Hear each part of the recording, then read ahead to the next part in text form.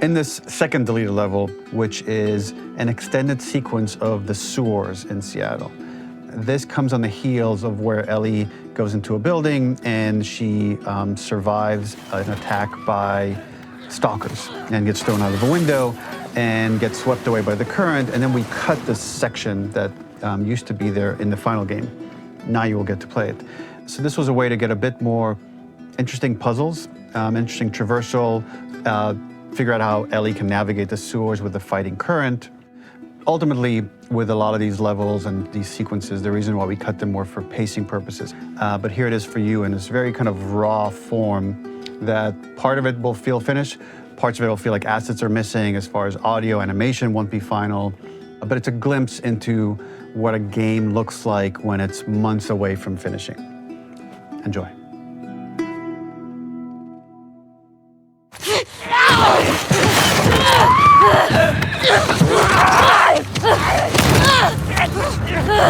Get off of me!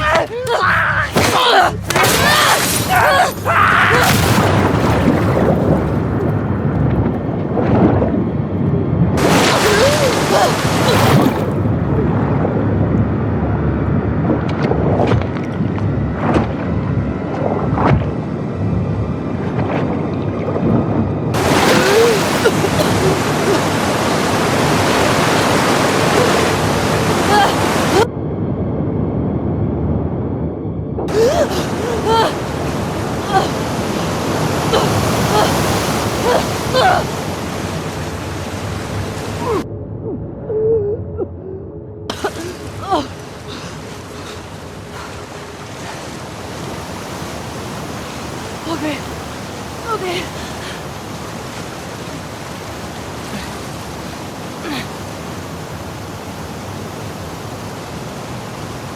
Fuck Seattle.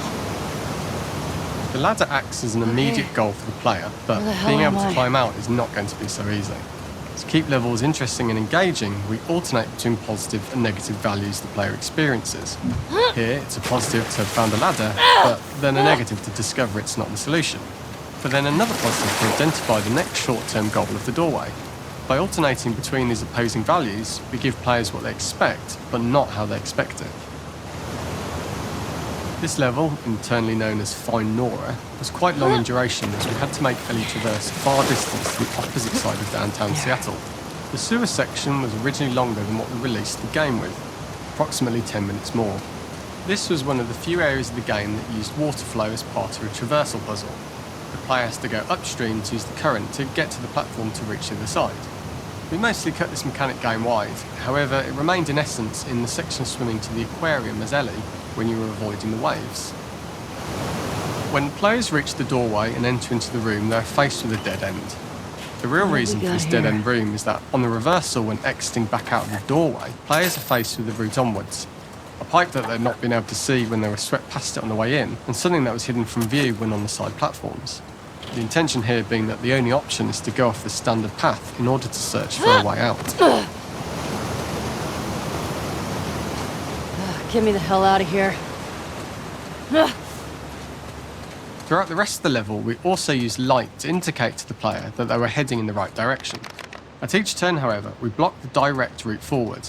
Players would know that they just have to keep finding alternative paths, promoting those feelings of being desperate and trapped.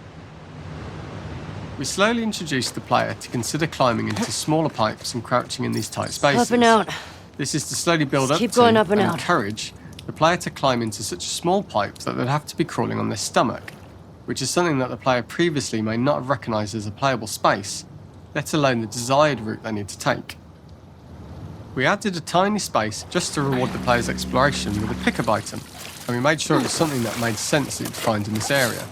A canister and all the garbage that had been washed into the sewers from the surface.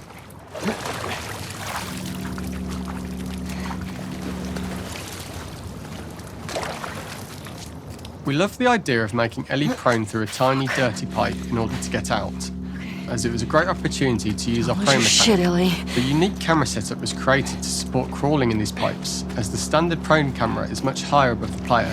We also created custom collision in order for Ellie to manoeuvre in these tight spaces easily. Initially, the oblong collision capsule around her character caused issues crawling around corners. We put extra effort into the custom corner collision so the movement experience is as smooth as the main game. In order for the player to feel cramped, claustrophobic and desperate, we'd been enforcing the traversal mechanics that allow for a tight environment which promote these feelings. We introduced the use of the squeeze through so that we can keep the player feeling enclosed and tight, but without repeating the same geometry. Here we change from low ceilings with wider walls to high ceilings and tight walls to change up the spatial pacing and keep the level from repeating itself. Shitty place to die.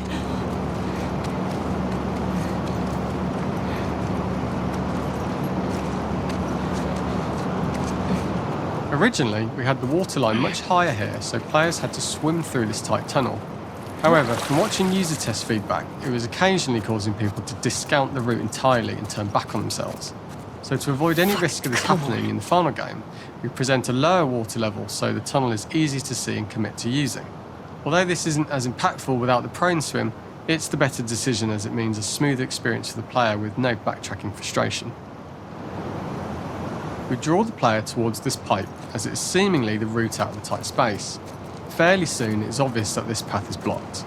If the player goes all the way up to the bars that block the path, they are rewarded with a pickup, so this journey doesn't feel wasted.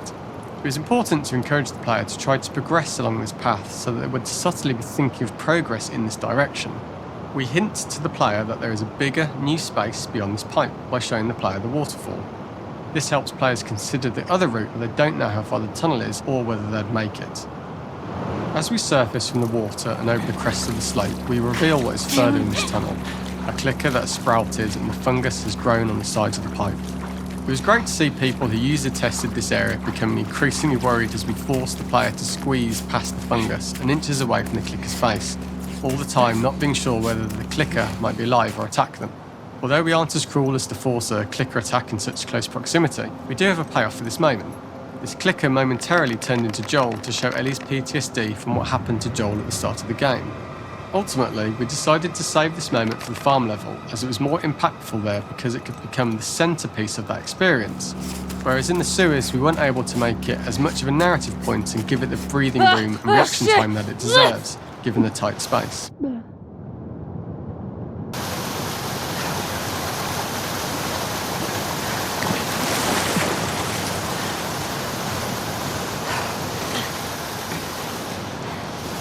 For the final section, we eventually opened you out into a wider area as you traverse through such tight spaces leading up to this.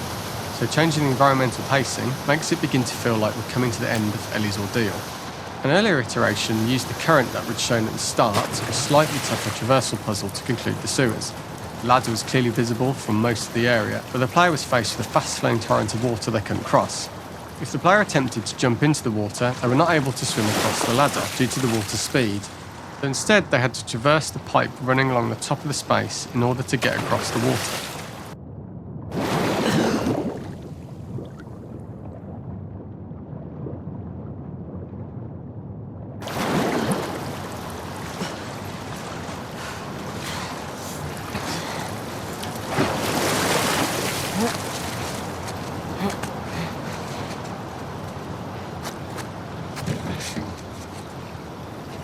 Using this pipe was retained in the iteration we shipped with, as it's the last of the extreme methods Ellie has to undergo in order to escape the sewers, and what she will go through in her pursuit of revenge.